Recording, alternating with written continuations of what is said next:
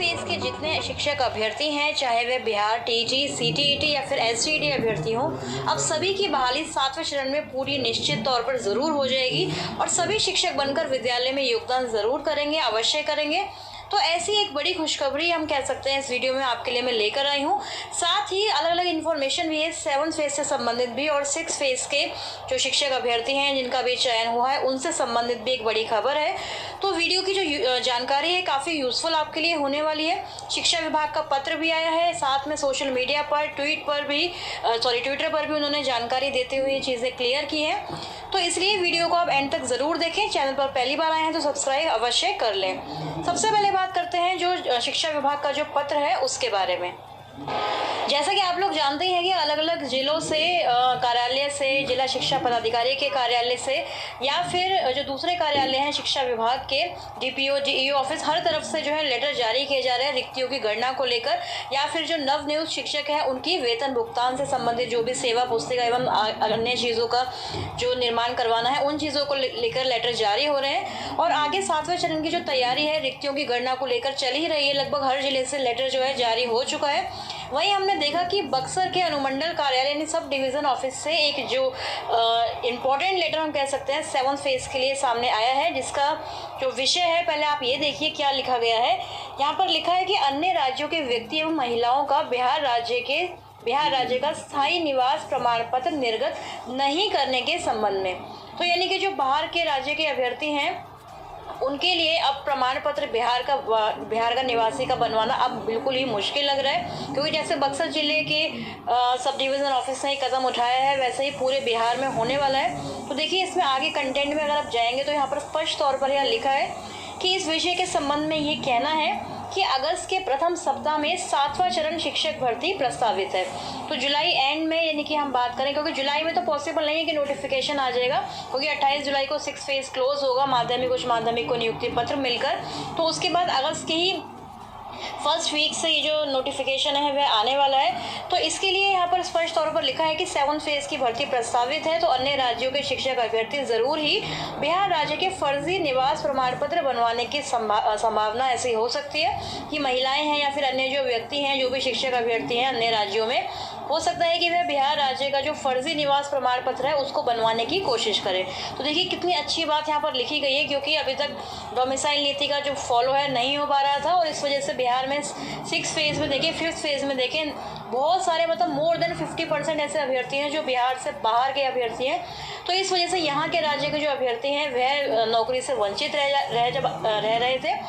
अतः उक्त के आलोक में निर्देश दिया जाता है कि अन्य राज्यों के व्यक्ति व महिलाओं का बिहार राज्य का स्थायी निवास प्रमाण पत्र निर्गत नहीं करना है, ना ही वह करेंगे, एवं किसी भी व्यक्ति व महिलाओं का समुचित जांच के उपरांत ही निर्धारित समय अवधि के अंदर ही निवास प्रमाण पत्र निर्गत करने की कार्रवाई करना सुनिश्चित करेंगे।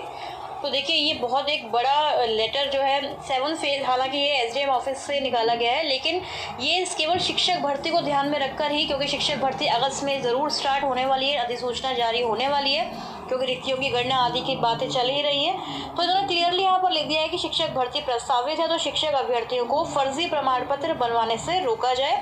और यहाँ पर अगर ऐसा हो रहा है तो हर जिले से देखिए इस तरह की खबरें आएंगी और फिर पूरे बिहार में देखेंगे आप कि 7 फेज में केवल वही अभ्यर्थी अप्लाई करेंगे जो बिहार के स्थायी निवासी होंगे। तो चाहे आप बिहार टीईटी आपने क्वालिफाई किया है 2017 में या उससे पहले, अगर आपका चयन 6 फेज में नहीं हो पाया तो बिल्कुल भी आप टेंशन ना लें, निश्चिंत हो जाएं, क्योंकि 7 आपका चयन इसीलिए नहीं हो पाया क्योंकि बाहर के राज्यों के अभ्यर्थियों के ज़्यादा मार्क्स से और वह आपको जो सीट है वह लेकर चले गए 6 फेज में। लेकिन इस बार ऐसा नहीं होगा, यदि केवल बिहार राज्य के निवासी ही इसी तरह से अप्लाई करेंगे 7 फेज में तो देखेंगे आपके जितनी सीटें हैं उतने ही अभ्यर्थी यहाँ पर मिलेंगे और सभी की बहाली सुनिश्चित हो सकती है, चाहे वे सीटेड ही क्वालिफाई क्यों ना हो। और एसटीईटी अभ्यर्थियों के आंदोलन की बात भी कर ले, देखिए उनका आंदोलन तो चल ही रहा है, पटना में धरना पूरा चल रहा है इस गर्मी में भी। और कल पुष्पम प्रिया चौधरी जो है प्लूरल्स पार्टी की, वह भी उनसे मिलने आई थी। आज भी अलग तरीके से मुंडन करके जो है अभ्यर्थी प्रदर्शन कर रहे हैं, अपना विरोध जता रहे हैं, सरकार के खिलाफ नाराजगी जाहिर कर रहे हैं। लेकिन उनको भी इस चीज़ पर अब ध्यान देना चाहिए कि ये मांग ज़रूर रखें अपने मांग पत्र में कि डोमिसाइल नीति को सख्ती से पूरा लागू किया जाए, क्योंकि अगर ऐसा होगा तो 80,000 जो अभ्यर्थी हैं STET क्वालिफाइड, सभी क्वालिफाइड अभ्यर्थियों की बात मैं कर रही हूँ, सभी की बहाली सुनिश्चित हो जाएगी। और उसमें कुछ अभ्यर्थी आपको ऐसे भी मिलेंगे STET क्वालिफाई तो है लेकिन वह बिहार राज्य के स्थायी निवासी नहीं है, तो उनको देखिए यहाँ पर मौका मिलना नहीं चाहिए। क्यों? क्योंकि वे बिहार के बाहर के जो निवासी हैं, तो इसलिए केवल बिहार राज्य के अभ्यर्थियों के लिए अगर ये नौकरी निकालती है सरकार, डोमिसाइल नीति का पूरी तरह से पालन करती है, तो सभी की बहाली सुनिश्चित हो जाएगी, किसी को भी प्रॉब्लम नहीं होगी। दूसरी तरफ एक और महत्वपूर्ण जो पंचायती राज विभाग की तरफ से आदेश जारी हुआ है, उस पर भी एक बार नज़र डालते हैं। ये भी जो है 6 और 7 फेज़ के अभ्यर्थियों से ताल्लुक़ रखता है।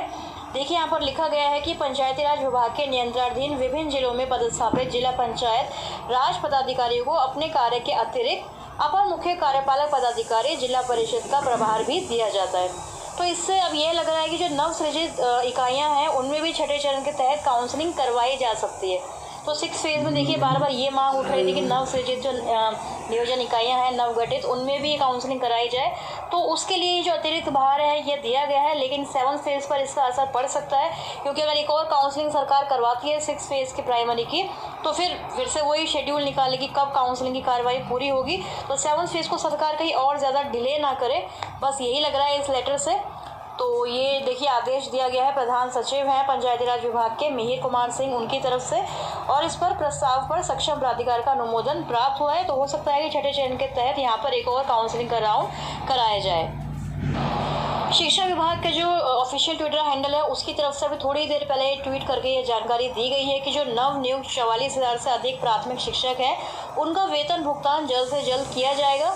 तो देखिए ये बैनर एक तरह से आप कह सकते हैं शिक्षा विभाग की तरफ से खुद ट्वीट करके यहाँ पर ऑफिशियली बताया गया है। तो इससे ये जो नए शिक्षक बने हैं 6 फेज़ में 42-44,000 जितने शिक्षक हैं, इनको जो वेतन भुगतान होगा देखिए अब ज़रूर ही हो जाएगा। ये आदेश जो है अब इसका जो न्यूज़पेपर कटिंग्स का एक पूरा बैनर बना के शिक्षा विभाग ने ऑफिशियली ट्वीट किया है।